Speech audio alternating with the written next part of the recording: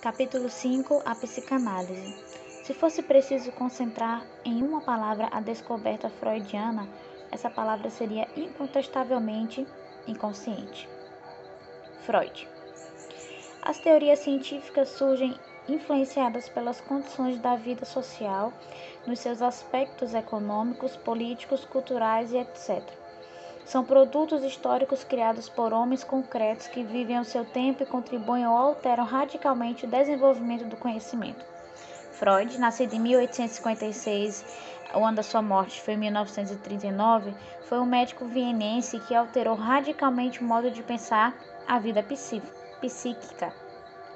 Sua contribuição é comparável à de Karl Marx na compreensão dos processos históricos e sociais. Freud ousou colocar os processos misteriosos do psiquismo, suas regiões obscuras, isto é, as fantasias, os sonhos, os esquecimentos, as interioridades do homem como problemas científicos. A investigação sistemática desse problema levou Freud à criação da psicanálise. O termo psicanálise é usado para se referir a uma teoria, a um método de investigação e a uma prática profissional. Enquanto teoria caracteriza-se por um conjunto de conhecimentos sistematizados sobre o funcionamento da vida psíquica, Freud publicou uma extensa obra durante toda a sua vida, relatando suas descobertas e formulando leis gerais sobre as estruturas e o funcionamento da psique humana. A psicanálise, enquanto método de investigação, caracteriza-se pelo método interpretativo, que busca o significado oculto daquilo que é manifesto por meio de ações e palavras, ou pelas produções imaginárias, como os sonhos, os delírios, as associações livres, os atos falhos. A prática profissional refere-se à forma de tratamento, a análise, que busca o autoconhecimento ou a cura, que ocorre através desse autoconhecimento. Atualmente, o exercício da psicanálise ocorre de muitas outras formas, ou seja, é usada como base para psicoterapias, aconselhamento, orientação. É aplicada no trabalho com grupos e instituições. A psicanálise também é um instrumento importante para a análise e compreensão de fenômenos sociais relevantes. As novas formas de sofrimento psíquico, o excesso de individualismo no mundo contemporâneo, a exacerbação da violência e etc. Compreender a psicanálise significa percorrer novamente o trajeto pessoal de Freud, desde a origem dessa ciência e durante a grande parte do seu desenvolvimento. A relação entre autor e obra torna-se mais significativa quando descobrimos que grande parte de sua produção foi baseada em experiências pessoais transcritas com rigor em várias de suas obras, como a interpretação dos sonhos e a psicopatologia da vida cotidiana, dentre outras. Compreender a psicanálise significa também percorrer no nível pessoal a experiência inaugural de Freud e buscar descobrir as regiões obscuras da vida psíquica, vencendo as resistências interiores, pois se ela foi realizada por Freud, não é uma aquisição definitiva da humanidade, mas tem que ser realizada de novo por cada paciente e por cada psicanalista. A gestação da psicanálise. Freud formou-se em medicina na Universidade de Viena em 1881 e especializou-se em psiquiatria. Trabalhou algum tempo em um laboratório de fisiologia e deu aulas de neuropatologia no instituto onde trabalhava. Por dificuldades financeiras, não pôde dedicar-se integralmente à vida acadêmica e de pesquisador. Começou então a clinicar, atendendo pessoas acometidas de problemas nervosos. Obteve, ao final da residência médica, uma bolsa de estudo para Paris, onde trabalhou com Jean, psiquiatra francês que tratava as histerias com hipnose. Em 1886, retornou a Viena e voltou a clinicar, e o seu principal instrumento de trabalho na eliminação dos sintomas dos distúrbios nervosos passou a ser a sugestão hipnótica. Em Viena, o contato de Freud com Joseph, médico e cientista, também foi importante para a continuidade das investigações. Nesse caso, nesse sentido, o caso de um paciente que Joseph foi significativo. Ana apresentava um conjunto de sintomas que a fazia sofrer: paralisia contratura muscular, inibições e dificuldade de pensamento. Esses sintomas tiveram origem na época em que ela cuidava do pai enfermo. No período em que cumpria essa tarefa, ela havia tido pensamentos e afetos que se referiam ao desejo de que o pai morresse. Essas ideias e sentimentos foram reprimidos e substituídos pelos sintomas. Em seu estado de vigília, Ana não era capaz de indicar a origem de seus sintomas, mas sobre o efeito da hipnose relatava a origem de cada um deles que estava ligado à vivência anterior do paciente, relacionados com o episódio da doença do pai. Com a rememoração destas cenas e vivências, os sintomas desapareciam. Este desaparecimento não ocorria de forma mágica, mas devido à liberação das reações emotivas associadas ao evento traumático. A doença do pai, o desejo inconscientemente da morte do pai enfermo. Joseph denominou o método cartático, o tratamento que possibilita a liberação de efeitos e emoções ligadas a acontecimentos traumáticos que não puderam ser expressos na ocasião da vivência desagradável ou dolorosa. Esta liberação de afetos leva à eliminação dos sintomas. Freud, em sua autobiografia, afirma que desde o início de suas práticas médicas usara a hipnose, não só como objetivo de sugestão, mas também para obter a história da origem dos sintomas. Posteriormente, passou a utilizar o método cartático e, abre aspas, aos poucos foi modificando a técnica de Joseph. Abandonou a hipnose porque nem todos os pacientes se prestavam a ser hipnotizados. Desenvolveu a técnica de concentração, na qual a rememoração sistemática era feita por meio da conversação normal. E, por fim, acatando a sugestão de uma jovem anônima, abandonou as perguntas e com elas as direções da sessão, para se confiar por completo à fala desordenada do paciente. A descoberta do inconsciente. Qual seria a causa de os pacientes esquecerem tantos fatos de sua vida interior e exterior? Perguntava-se Freud. O esquecido era sempre algo penoso para o indivíduo, e era exatamente por isso que havia sido esquecido. E o penoso não significava necessariamente sempre algo ruim, mas podia se referir a algo bom que se perdera ou que fora intensamente desejado. Quando Freud abandonou as perguntas no trabalho terapêutico com os pacientes e os deixou dar livres cursos às suas ideias, observou que muitas vezes eles ficavam embaraçados, envergonhados com algumas ideias ou imagens que lhe ocorriam. Esta força psíquica que se opunha a tomar consciente, a revelar um pensamento, Freud denominou de resistência e chamou de repressão o processo psíquico que visa encobrir, fazer desaparecer da consciência uma ideia ou representação insuportável e dolorosa que está na origem do sintoma. Estes conteúdos psíquicos localizam-se no inconsciente. Tais descobertas, abre aspas, constituíram a base principal da compreensão das neuroses e impuseram a modificação do trabalho terapêutico. Seu objetivo era descobrir as repressões e suprimi-las através de um juízo que aceitasse ou condenasse definitivamente o excluído pela repreensão. Considerando este novo estado de coisa, dei ao método de investigação e cura resultante o nome de psicanálise, em substituição ao do cartático. A primeira teoria sobre a estrutura do aparelho psíquico. Em 1900, no livro A Interpretação dos Sonhos de Freud, ele apresenta a primeira concepção sobre a estrutura e o funcionamento da personalidade. Essa teoria refere-se à existência de 3 sistemas ou instâncias psíquicas: inconsciente, pré-consciente e consciente. O inconsciente exprime o conjunto dos conteúdos não presentes no campo atual da consciência. É constituído por conteúdos reprimidos que não têm acesso aos sistemas pré-consciente e consciente, pela ação de censuras internas. Estes conteúdos podem ter sido conscientemente em algum momento e ter sido reprimidos, isto é, foram para o inconsciente ou podem ser genuinamente inconscientes. O inconsciente é um sistema do aparelho psíquico regido por leis próprias de funcionamento. Por exemplo, é atemporal, não existem as noções de passado e presente. O pré-consciente refere-se ao sistema onde permanecem aqueles conteúdos acessíveis à consciência. É aquilo que não está na consciência neste momento e no momento seguinte pode estar. O consciente é o sistema do aparelho psíquico que recebe ao mesmo tempo todas as informações do mundo exterior e as do mundo interior. Na consciência destacam-se os fenômenos da percepção, principalmente a percepção do mundo exterior, a atenção, o raciocínio. A descoberta da sexualidade infantil.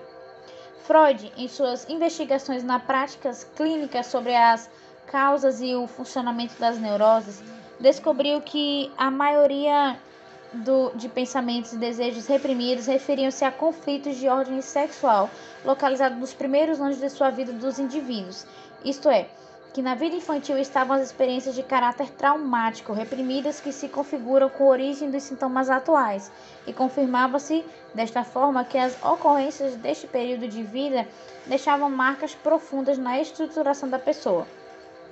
As descobertas colocam a sexualidade no centro da vida psíquica e é postulada a existência da sexualidade infantil. Estas afirmações tiveram profundas repercussões na sociedade puritana da época, pela concepção vigente da infância como algo inocente. Os principais aspectos destas descobertas são: a função sexual existe desde o primeiro princípio de vida, logo após o nascimento, e não só a partir da puberdade, como afirmavam as ideias dominantes. O período de desenvolvimento da sexualidade é longo e complexo, até chegar à sexualidade adulta, onde as funções de reprodução e de obtenção podem estar associadas, tanto no homem como na mulher. Esta afirmação contrariava as ideias predominantes de que o sexo estava associado exclusivamente à reprodução. A libido, na palavra de Freud, é a energia dos instintos sexuais e só deles. No processo de desenvolvimento psicossexual, o indivíduo nos primeiros tempos de vida tem a função sexual ligada à sobrevivência e, portanto, o prazer é encontrado no próprio corpo. O corpo é erotizado, isto é, as sensações sexuais estão localizadas em parte do corpo, e é um desenvolvimento progressivo que levou Freud a postular as fases do desenvolvimento sexual em fase oral. A zona de erotização é a boca. Fase anal, a zona de erotização é o ânus, e a fase fálica. A zona de erotização é o órgão sexual, em que seguida vem um período de latência, que se prolonga até a puberdade e se caracteriza por uma diminuição das atividades sexuais, isto é, há um intervalo na evolução da sexualidade. E, finalmente, na puberdade é atingida a última fase, isto é, a fase genital, quando o objeto de erotização ou desejo não está mais no próprio corpo, mas em um objeto externo ao indivíduo, o outro. Alguns autores denominam este período exclusivamente como genital, incluindo o período fálico nas organizações pré-genitais, enquanto outros autores denominam o período fálico de organização genital infantil. No decorrer dessas fases, vários processos e ocorrências sucedem-se. Desses eventos destacam-se o complexo de Édipo, pois é em torno dele que ocorre a estruturação da personalidade do indivíduo. Acontece entre os 3 a 5 anos, durante a fase fálica. No complexo de Édipo, a mãe é o objeto de desejo do menino e o pai é o rival que impede seu acesso ao desejo do objeto. Ele procura então ser o pai para ter a mãe, escolhendo-a como modelo de comportamento, passando a internalizar as regras e as normas sociais representadas e impostas pela autoridade paterna. Posteriormente, por medo da perda do amor do pai, ele desiste da mãe, isto é, a mãe é trocada pela riqueza do mundo social e cultural, e o garoto pode então participar do mundo social, pois tem suas regras básicas internalizadas através da identificação com o pai. Este processo também ocorre com as meninas, sendo invertidas as figuras de desejo e identificação. Freud fala em Édipo feminino. Explicando alguns conceitos. Antes de prosseguirmos um pouco mais acerca das descobertas fundamentais de Freud, é necessário esclarecer alguns conceitos que permitem compreender os dados e informações colocados até aqui, de um modo dinâmico e sem considerar os processos mecânicos e compartilhamento. Além disso, estes aspectos também são postulações de Freud e seu conhecimento é fundamental para se compreender a continuidade do desenvolvimento de sua teoria. No processo terapêutico e de postulação teórica, Freud inicialmente entendia que todas as cenas relatadas pelos pacientes tinham de fato ocorrido.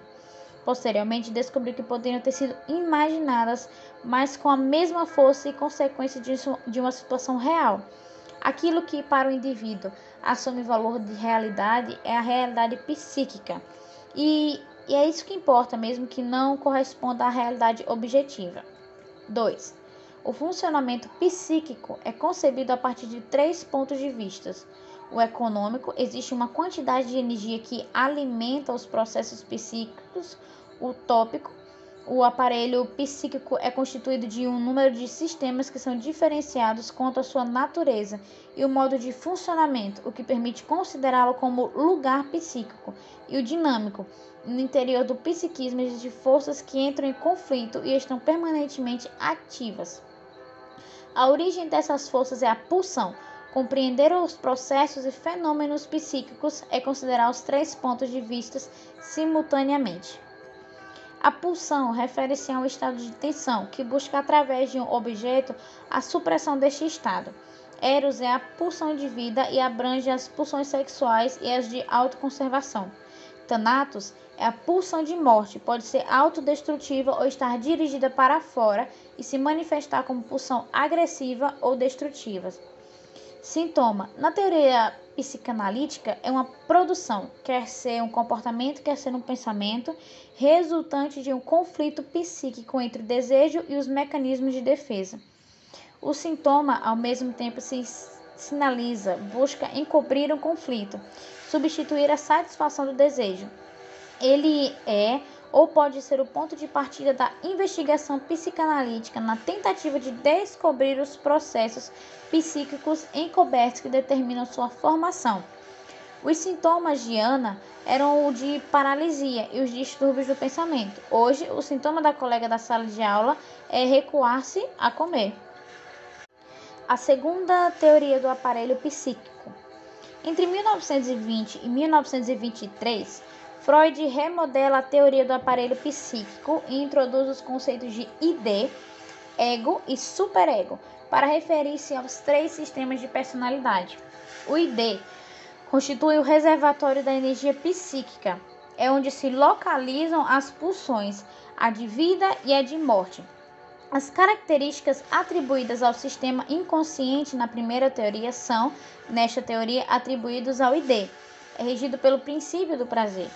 O ego é o sistema que estabelece o equilíbrio entre as exigências do id, as exigências da realidade e as ordens do superego.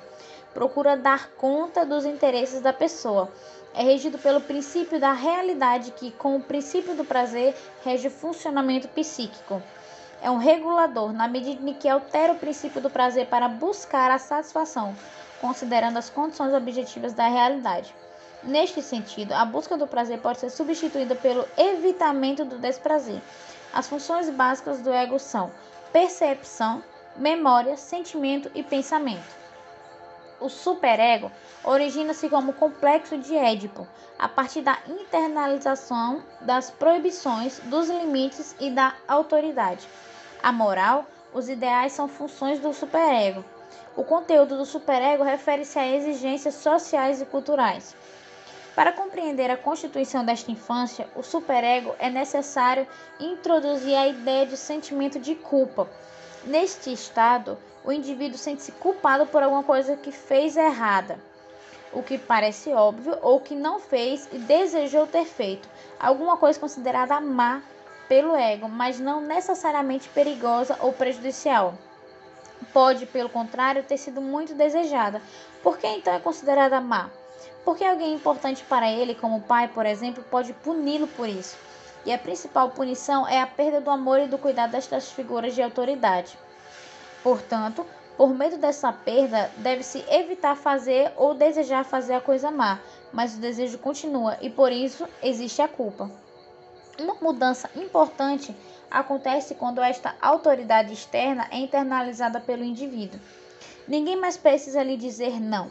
É como se ele ouvisse esta proibição dentro de si. Agora, não importa mais a ação para se sentir culpado.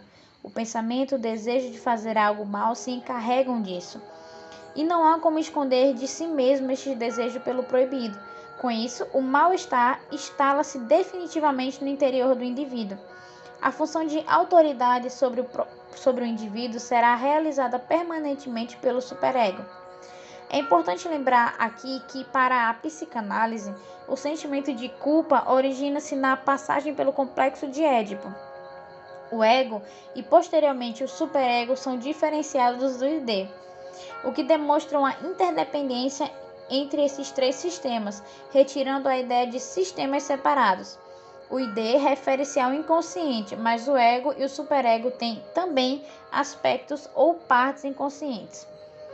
É importante considerar que esses sistemas não existem enquanto uma estrutura vazia, mas são sempre habilitados pelo conjunto de experiências pessoais e particulares que cada um que constituiu como sujeito em sua relação com o do outro em determinadas circunstâncias sociais. Isto significa que, para compreender alguém, é necessário resgatar sua história pessoal, que está ligada à história de seus grupos e sociedade em que vive. Os mecanismos de defesa ou a realidade como ela não é. A percepção de um acontecimento do mundo externo ou do mundo interno pode ser algo muito constrangedor, doloroso e desorganizador. Para evitar este desprazer, a pessoa deforma ou suprime a realidade, deixa de registrar percepções externas, afasta determinados conteúdos psíquicos, interfere no pensamento. São vários os mecanismos que o indivíduo pode usar para realizar esta deformação da realidade, chamados de mecanismos de defesa. São processos realizados pelo ego e são inconscientes, isto é, ocorrem independentemente da vontade do indivíduo. Para Freud, defesa é a operação pela qual o ego exclui da consciência os conteúdos indesejáveis, protegendo, desta forma, o aparelho psíquico. O ego, uma instância a serviço da realidade externa e sede dos processos defensivos, mobiliza estes mecanismos, que suprimem ou dissimulam a percepção do perigo interno, em função de perigos reais ou imaginários localizados no mundo exterior. Estes mecanismos são: 1. Recalque. O indivíduo não vê, não ouve o que ocorre. Existe a supressão de uma parte da realidade. Este aspecto que não é percebido pelo indivíduo faz parte de um todo e, ao ficar invisível, altera, deforma o sentido do todo. E como se, ao ler esta página, uma palavra ou uma das linhas que não estivesse impressa, isto impedisse a compreensão da frase ou desse outro sentido ao que está escrito. Um exemplo é quando entendemos uma proibição como permissão, porque não ouvimos o não. O recalque, ao suprimir a percepção do que está acontecendo, é o mais radical dos mecanismos de defesa. Os demais referem-se à deformação da realidade. 2. Formação reativa. O ego procura afastar o desejo que vai em determinada direção. E, para isto, o indivíduo adota uma atitude oposta a esse desejo. Um bom exemplo são as atitudes exageradas, ternura excessiva, superproteção, que escondem o seu oposto. No caso, um desejo agressivo e intenso. Aquilo que parece a atitude visa esconder do próprio indivíduo suas verdadeiras motivações, o desejo, para preservá-lo de uma descoberta acerca de si mesmo que poderia ser bastante dolorosa. É o caso da mãe que superprotege o filho, do qual tem muita raiva porque atribui a ele muitas de suas dificuldades pessoais. Para muitas dessas mães, pode ser aterrador admitir essa agressividade em relação ao filho. 3. Regressão. O indivíduo retorna a etapas anteriores de seu desenvolvimento. É uma passagem para modos de expressão mais primitivos. Um exemplo é o da pessoa que enfrenta situações difíceis com bastante ponderação e, ao ver uma barata, sobe na mesa aos berros.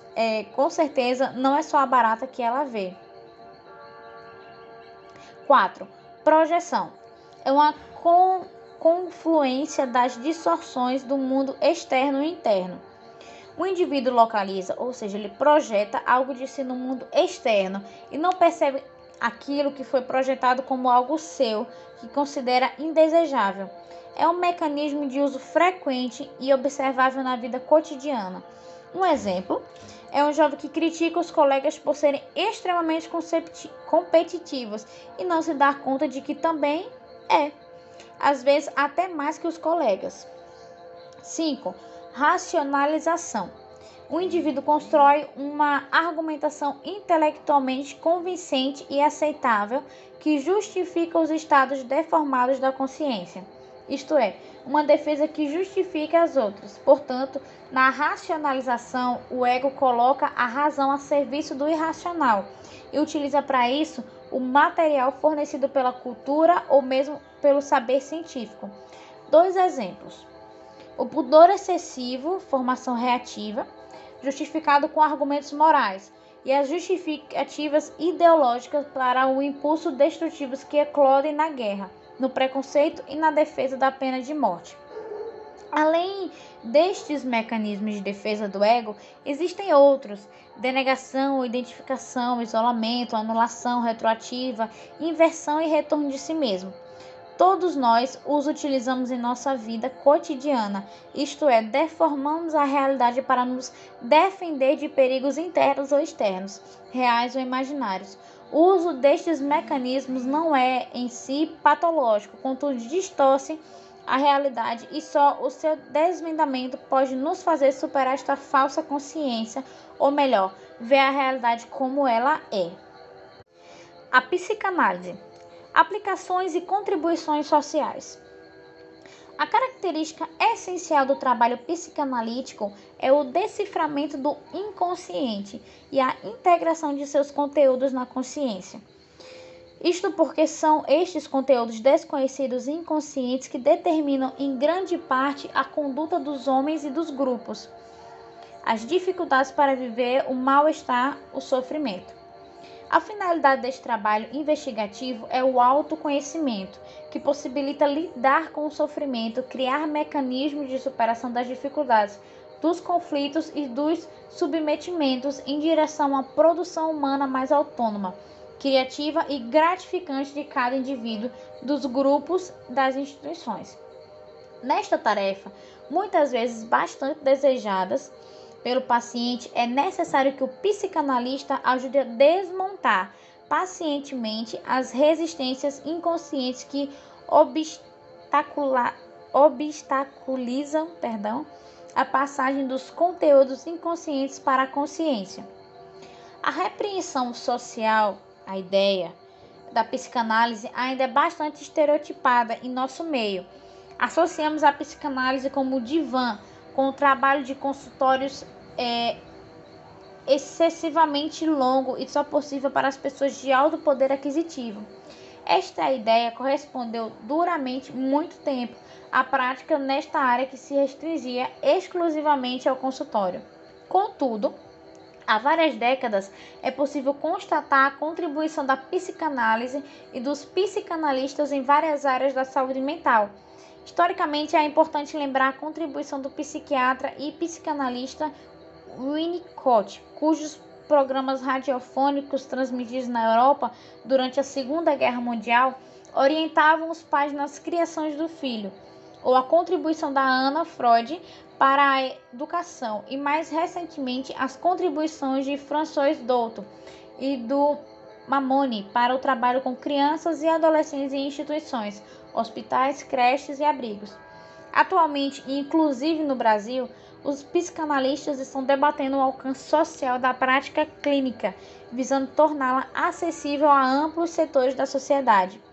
Eles também estão voltados para a pesquisa e produção de conhecimentos que possam ser úteis na compreensão de fenômenos sociais graves, como o aumento do envolvimento do adolescente com a criminalidade, o surgimento de novas formas de sofrimento produzidas pelo modo de existência no mundo contemporâneo, as drogadições, a anorexia, a síndrome do pânico, a excessiva medicalização do sofrimento, a sexualização na infância. Enfim, eles procuram compreender os novos métodos da subjetividade e de existir as novas expressões que o sofrimento psíquico assume.